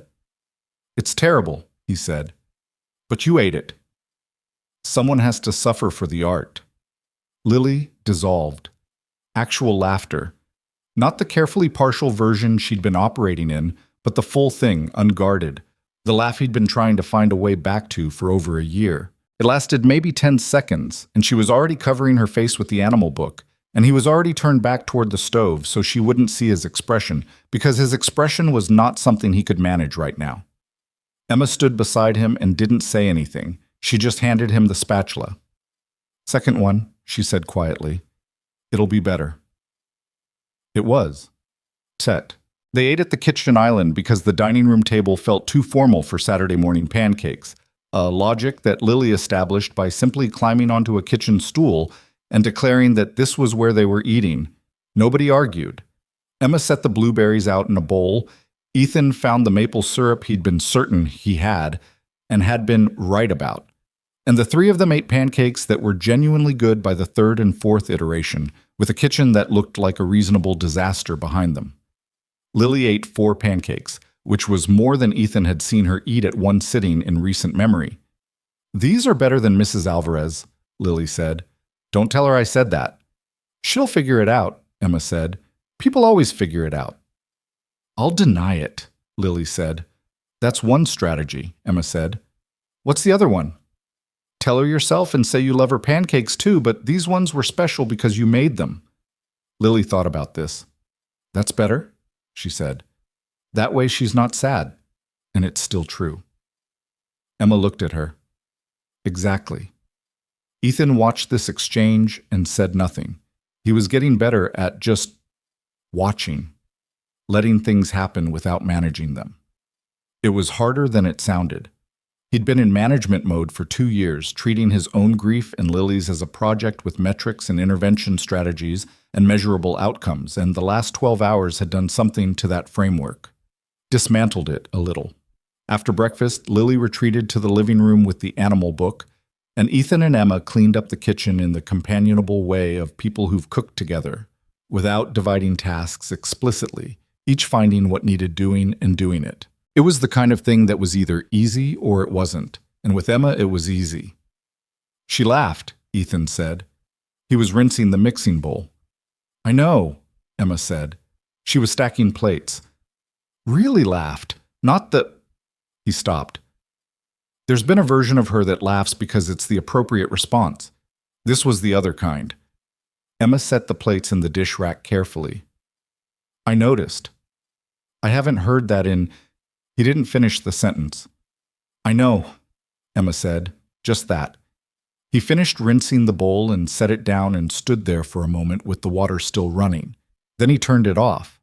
He turned around and Emma was leaning against the counter across from him, arms crossed loosely, looking at him in the direct, careful way she had.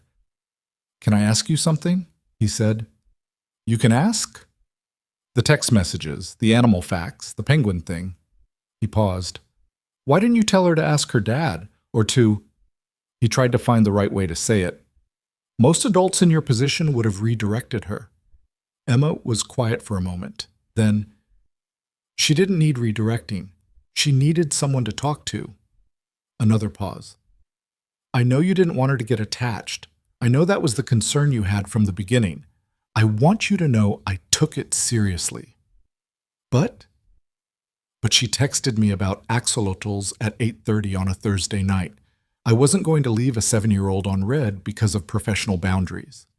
Her voice was steady, not defensive, just honest.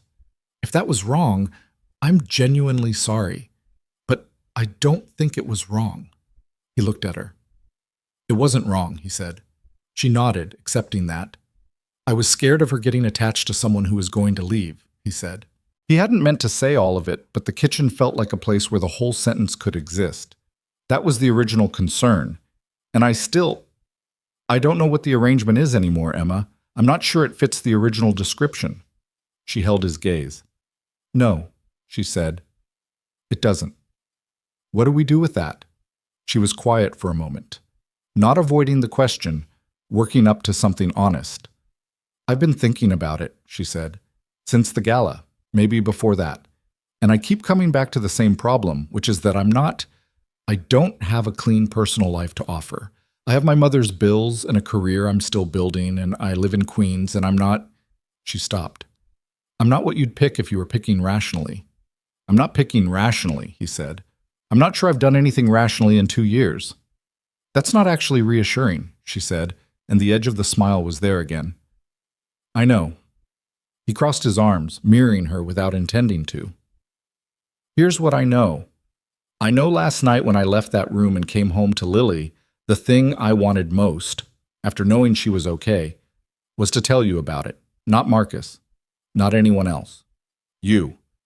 He paused.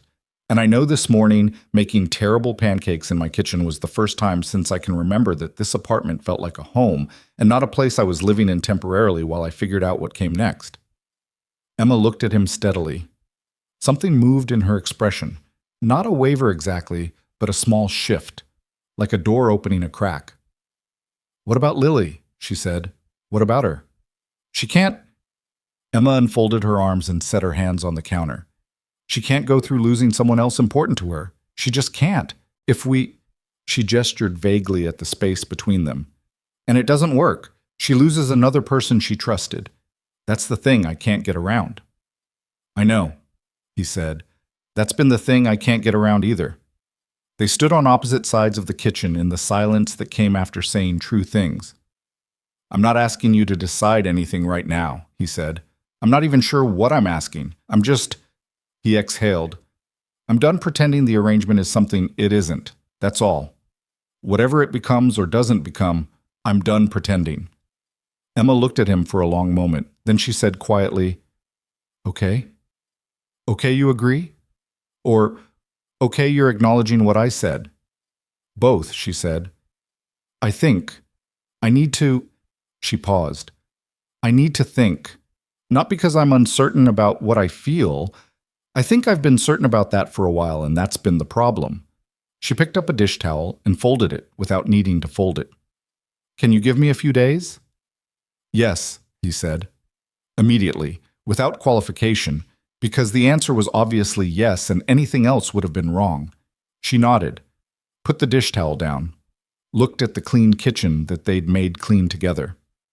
"The pancakes were good," she said. "The last batch was good," he said. The first one was catastrophic." "That's the tradition, apparently." "Apparently." From the living room, Lily called, "Emma, it says here that sea otters hold hands when they sleep, so they don't drift apart."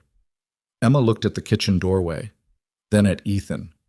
The small shift in her expression again, softer this time. "Is that true?" she called back. "Yes," Lily called. "It's to stay together. I think that's the best thing I've ever heard." Emma held Ethan's gaze for just a moment longer than the moment required.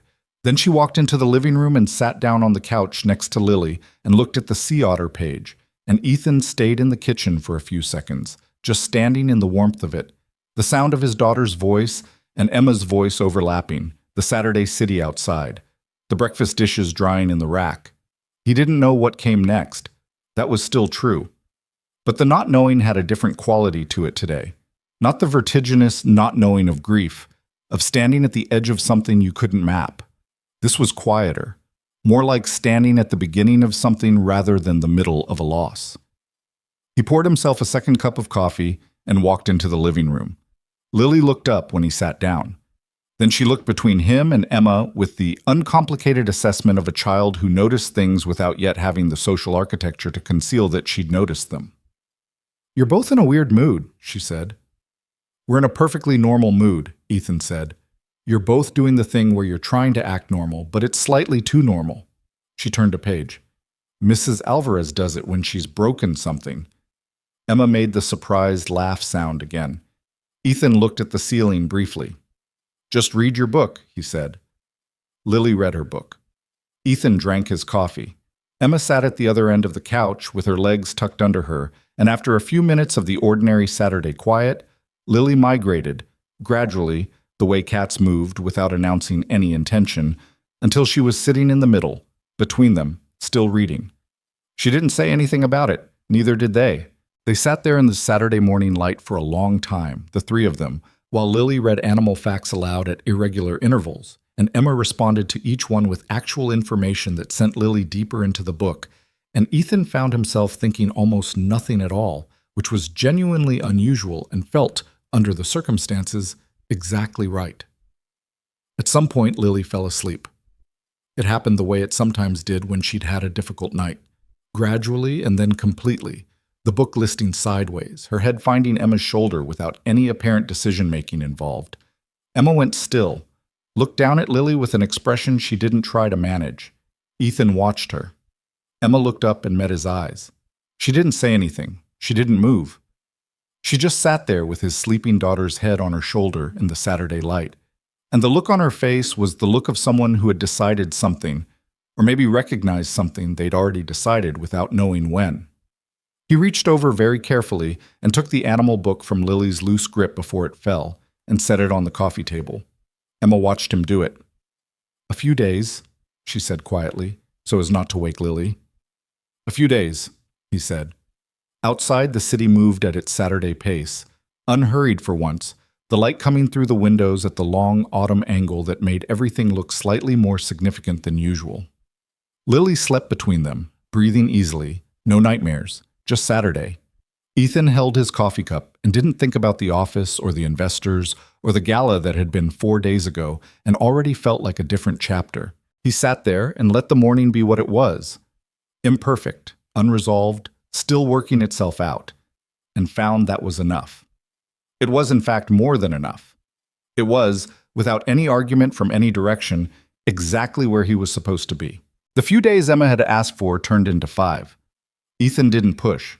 He'd meant it when he said she could have the time, and he understood, better than he might have understood a year ago, that some things needed room to breathe before they became clear. He went back to work on Monday, answered the messages he'd ignored over the weekend, had the follow-up call with Hargrove that Marcus had been orbiting anxiously since Saturday morning, and which went well, better than projected, Hargrove expanding his position by 30% over what he'd originally signaled. Marcus sent a text afterward that was just a series of numbers and an exclamation point, which was the closest Marcus came to celebration. Ethan put his phone in his drawer and thought about pancakes. He texted Emma twice during those 5 days, not about the conversation they'd had in the kitchen, not about any of it. Once to send her a video Lily had made on his phone of herself doing a dramatic reading of the axolotl page from the animal book, complete with hand gestures. Once to ask a genuinely mundane question about whether she knew a good estate attorney, because a corporate matter had come up that needed referral. She'd answered both. The estate attorney referral came with 3 names and brief notes on each. The axolotl video response was just, she should have her own show. Normal things, easy things, the specific comfort of a thread that didn't require performance. Lily asked about Emma on Tuesday, just once, just, is Emma coming back? And Ethan had said he didn't know yet, probably soon, and Lily had nodded and gone back to the axolotl book.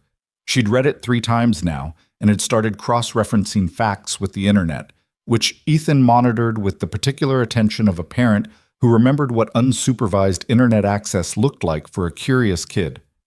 The cross-referencing was fine. Mostly she was verifying axolotl regeneration claims and had started a handwritten list of facts in a notebook she'd found somewhere, titled in her careful block letters, Animals That Are Better Than People Think. He loved his kid. He didn't say it enough. He was working on that. On Thursday evening, Emma called him. Not a text, a call, which felt meaningful just by being what it was. I've been thinking, she said. I know, he said. That was the arrangement. The arrangement. She said the word with a specific dryness. Right. A pause. Can I come over Saturday? I want to talk in person. Yes, he said. Immediately, same as before. And tell Lily to pick a recipe, she said. I want her to cook something with me, not pancakes, something she chooses. He held the phone for a moment after she hung up. Then he walked down the hall to Lily's room and knocked. Lily. What? She was reading. She was always reading. Emma's coming Saturday. She wants you to pick a recipe, something you want to cook.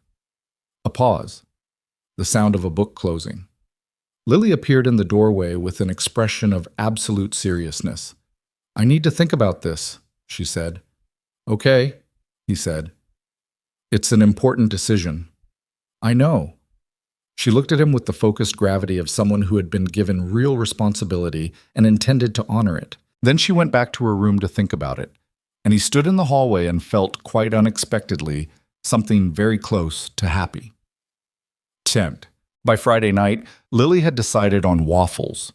This decision had been arrived at through a process she described to Ethan as serious research, which appeared to involve watching 4 cooking videos on his tablet, consulting the animal book for no reason Ethan could identify, and asking Mrs. Alvarez approximately 7 questions about waffle irons. Mrs. Alvarez confirmed they had one, somewhere, in a cabinet Ethan hadn't opened in 2 years. It was located, cleaned, and placed on the counter with the solemnity of an artifact being restored. Saturday arrived the way good things sometimes did. Quietly, without announcement, the morning just showing up with reasonable light and no particular agenda.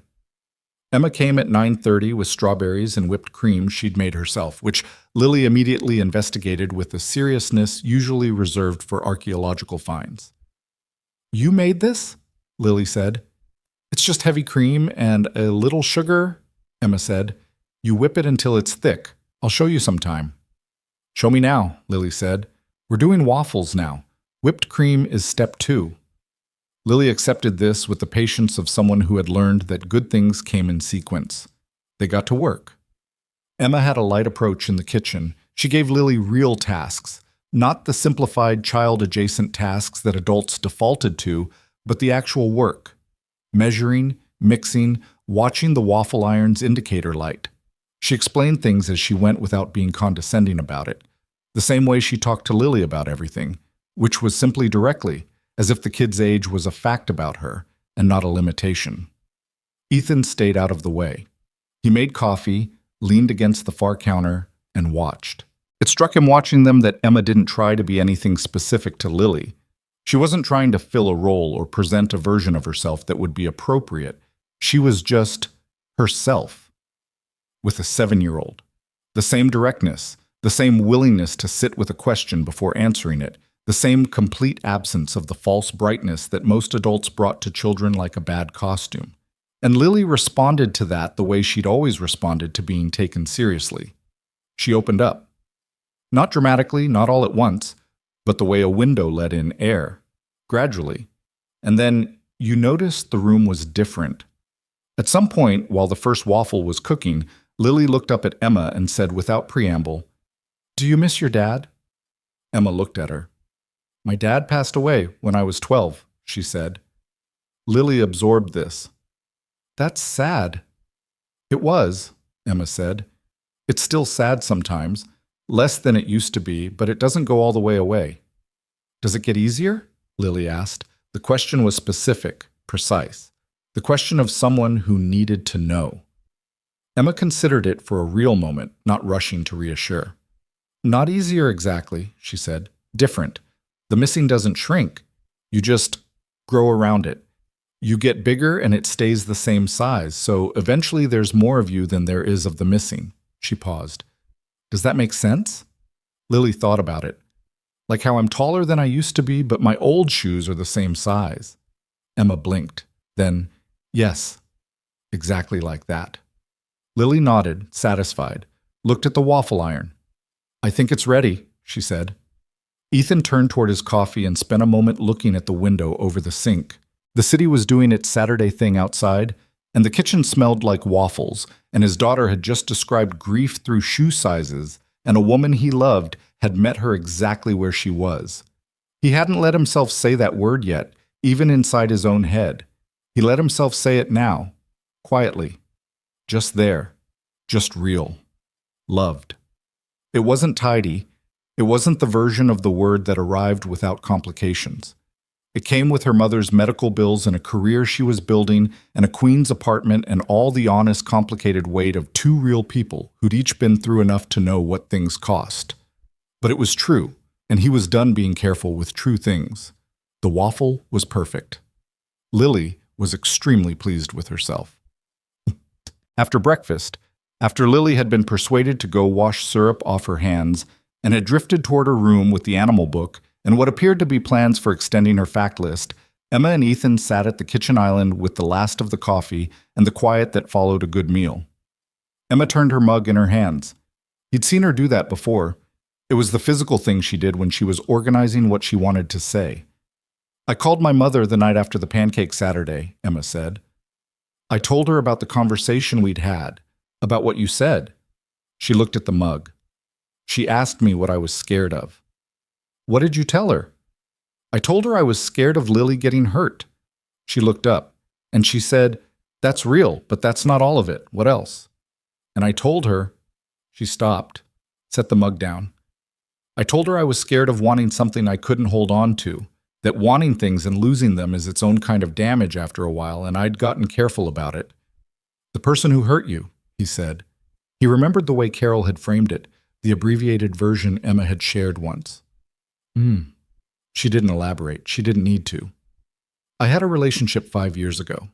It was serious, and then it ended badly, and I rebuilt myself around the version of my life where I was competent and useful and didn't need things from people that they might not be able to give.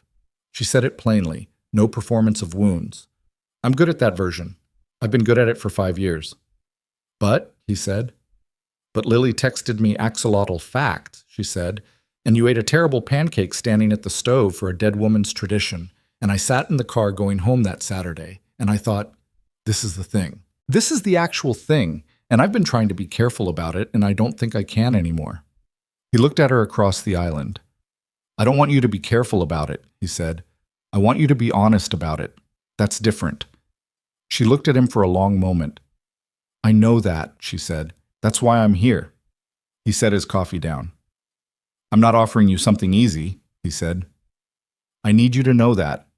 I have a company and a daughter who has already lost one parent and a version of myself that I'm still finding my way back to. I'm not the same person I was before Claire died, and I'm not entirely sure yet who I'm becoming. That's the real picture. I know the real picture, she said. I've been looking at it for 2 months. And it's the one I want, she said, quietly. No drama, just exactly what she meant. The kitchen was very still. Okay, he said, which was, he understood, what she'd said to him the week before when roles had been reversed, and which meant the same thing now. Not a simple word, but a complete one. An agreement. A beginning. Emma looked at him, and the thing that had been carefully maintained in her expression, the professional remove, the precise management of distance, wasn't there anymore. She looked like a person who had decided to stop holding something at arm's length and found that without the effort of holding it back, her hands were free. He reached across the island and put his hand over hers. She turned her hand over and held it. They sat like that for a while in the Saturday kitchen, not saying anything else, because nothing else needed to be said right now. Some things only needed to be established. The rest would be built over time, imperfectly, the way all real things were built. Down the hall, Lily's voice appeared. Emma, it says here that elephants can recognize themselves in mirrors. Does that mean they know who they are? Emma turned toward the hallway. Scientists think so, she called back. They think elephants have a sense of self. A pause. That's a lot of pressure, Lily said. For an elephant. Emma laughed. The real one. The same one Ethan had started to realize was specific.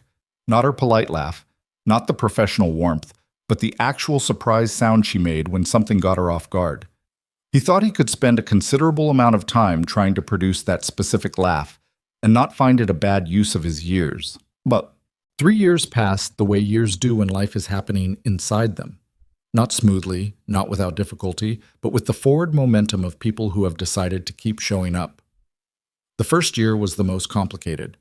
It always is, with things that are real. Emma didn't move in for 6 months.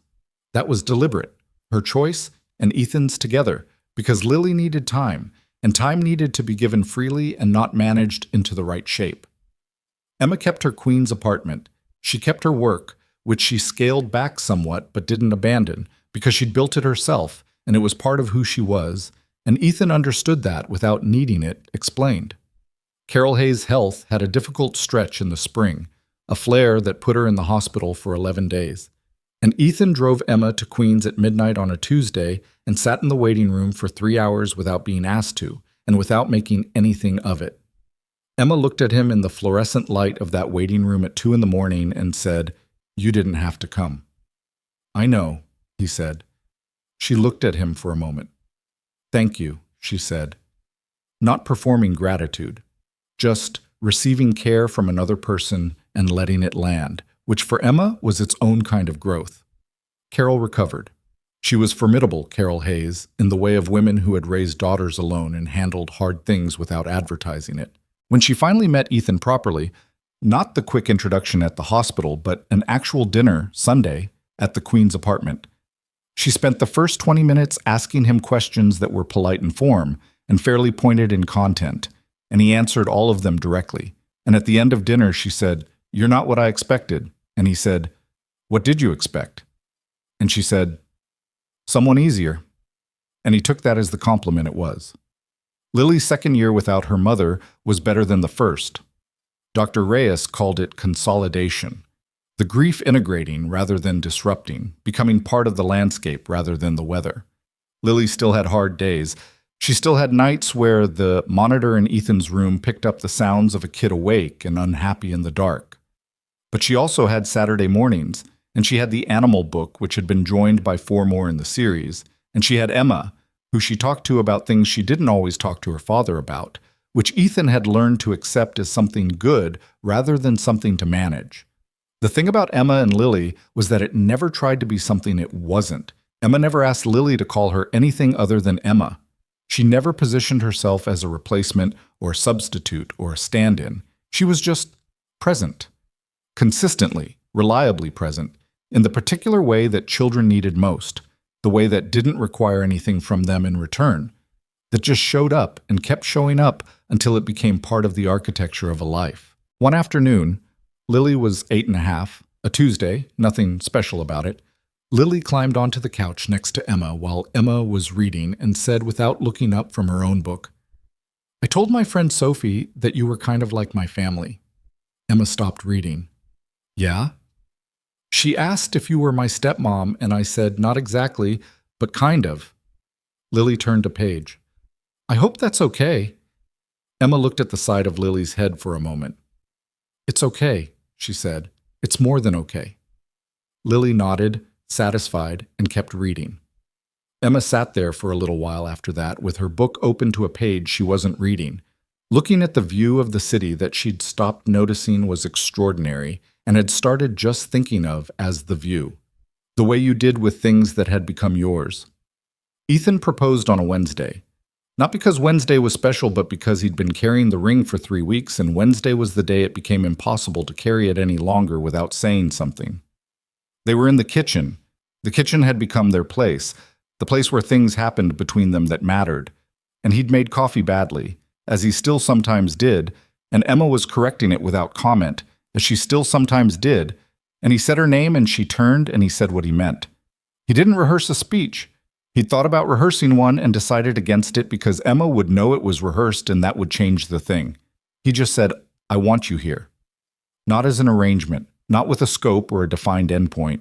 I want you here for the actual long run, the hard version of it, with Lily and with Carol and with all the parts that aren't easy. I want to be the person in the waiting room at 2 in the morning.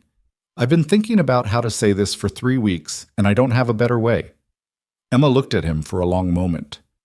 "The coffee is still bad," she said. "I know," he said. "We'd be fixing your coffee for the rest of our lives." "Probably," he said. She took the ring from him and looked at it. It was simple, not enormous, not performing wealth, because he knew her well enough by then to know that enormous would be wrong. She put it on and looked at it on her hand for a moment. "Yes," she said, "just that." He pulled her toward him in the kitchen and she let him, and neither of them said anything else for a while. Lily found out at dinner. She'd been at Sophie's for the afternoon, but they'd planned it that way, not to hide anything but to have a moment between them first, before the moment became a family conversation. When Lily came home and Emma was still there and the table was set with the nicer dishes, Lily stood in the entryway and looked at both of them with her expression of maximum assessment. "Something happened," she said. "Something happened," Ethan confirmed. Lily looked at Emma's left hand, at the ring, back at Emma's face. "Are you going to live here?" she asked Emma, direct. "I'm going to live here," Emma said.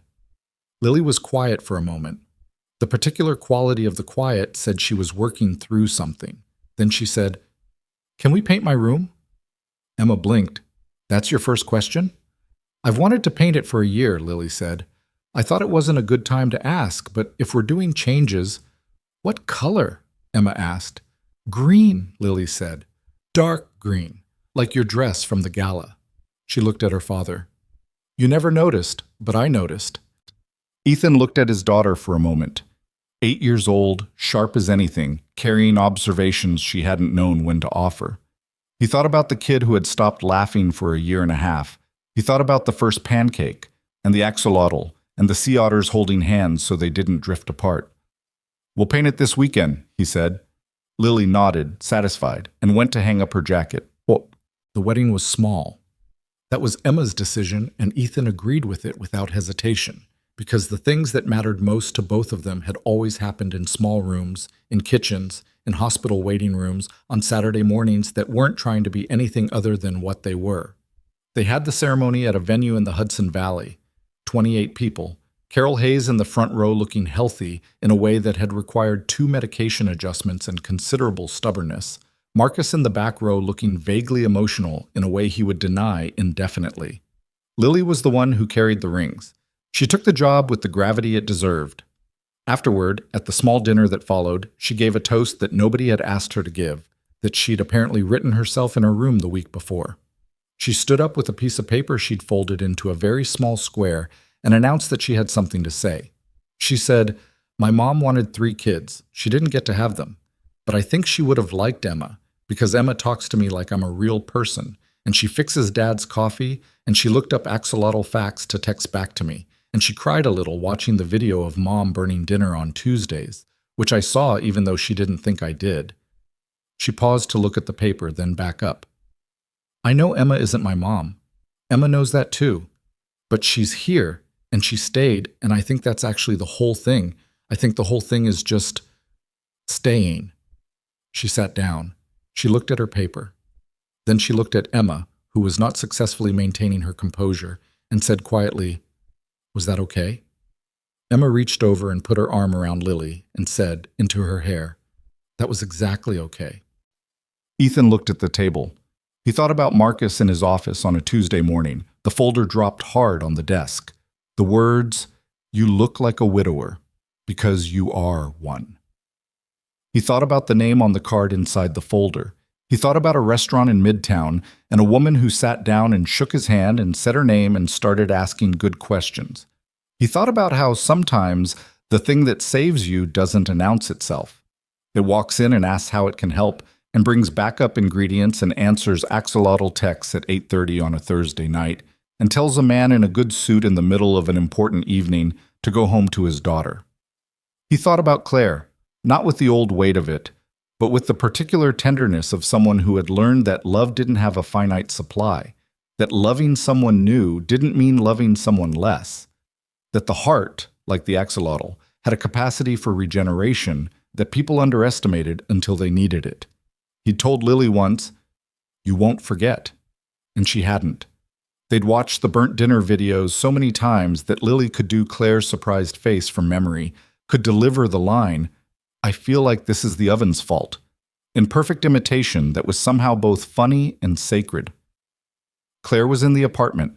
She was in the lamp with the painted animals, in the waffle iron that had been cleaned and returned to use, in the Saturday morning tradition that had become the tradition because a 5-year-old had once watched her mother stand at a stove and eat the imperfect first thing for the sake of the people who came after.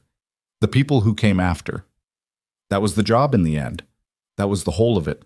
You kept going, and you let people in, and you ate the bad pancakes standing at the stove, and you stayed.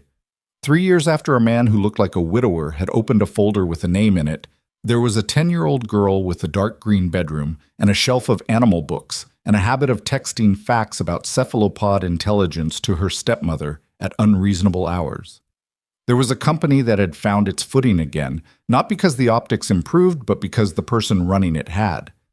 There was a woman who'd rebuilt her work into something that was fully hers, who brought her mother to dinner on Sundays, who had learned, slowly, imperfectly, with resistance, to let herself be held. And there was a kitchen. There was always the kitchen. Saturday mornings, without fail. Waffles now, usually. Lily had claimed waffles as her domain after that first Saturday and defended the territory vigorously, with strawberries and whipped cream that Emma still made herself because Lily had decided that was the correct way, and correct ways were to be maintained. The kitchen was loud on Saturday mornings. Lily talked constantly while she cooked, animal facts and school things, and theories about which of her classmates had the worst taste in music, And Carol Hayes came sometimes and sat at the island with coffee and offered opinions on all of it. And Emma burned things occasionally because she was distracted by the conversation. And Ethan made coffee that was still not quite right but was improving. It was not a perfect household. It was not a clean story with the rough edges filed down. There were hard mornings and difficult conversations and nights when old grief sat heavy and the silences had weight to them. There were arguments, real ones, the kind that happened between people who were close enough to actually disagree, and repairs, and the slow, ongoing work of being accountable to people you'd chosen. But there were also Saturday mornings.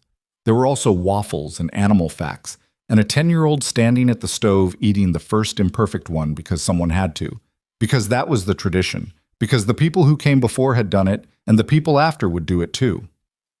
Ethan Cross had started out looking for someone to make him look stable in a room full of investors. What he'd found was someone who made him actually be it, not as performance, not as optics, but as the slow, unglamorous, necessary work of becoming the person his daughter needed, the person he'd lost track of somewhere inside the grief, the person who was still there waiting to be found. The greatest investments of his life had never shown up on a balance sheet. They'd shown up on a Tuesday morning in a folder he almost didn't open, in a midnight text exchange, in a 30-second video of a woman who burned dinner every Tuesday and was surprised by it every time. They'd shown up in a child who looked at the world and decided that the whole point was just staying. She was right, as it turned out. She usually was. This is a work of complete fiction created solely for entertainment purposes. All characters, locations, organizations, and events are entirely fictional. But the Saturday that Lily turned 10, she woke up before everyone else. Ethan found her in the kitchen at 6:53 in the morning, already in her apron. The small one with the painted foxes that Emma had found at a market in Brooklyn. The same market where Claire had once found the animal lamp, a fact none of them had known until Carol mentioned it once, and they'd all sat with the strange, quiet coincidence of it, standing on her step stool in front of the waffle iron with the focused expression of someone who had prepared for this. "You're not supposed to be awake," Ethan said. "It's my birthday," Lily said without turning around. "I make the waffles on my birthday. That's the rule." "When did that become the rule?" "Just now," she said. "I decided."